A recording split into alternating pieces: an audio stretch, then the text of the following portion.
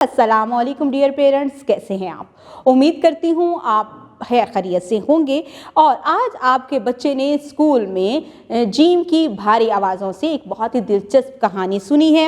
अब बच्चे जो हैं वो झ और छ को अच्छे तरीके से पहचानते हैं और उससे नए अल्फाज उन्होंने सीखे हैं। क्लास में जो कहानी उन्होंने सुनी उसको उन्होंने पढ़ा और साथ ही साथ उससे होने वाले सवालात जो थे उनके भी जवाब दिए हैं। बच्चों ने क्लास में बहुत ही दिलचस्प सरगर्मियाँ मुकम्मल की हैं। बच्चों ने जोड़ से तोड़ करना भी सीखा है। स्ट्रीम इंटरनेशनल की तरफ से बच्चों को होमवर्क दिया गया है।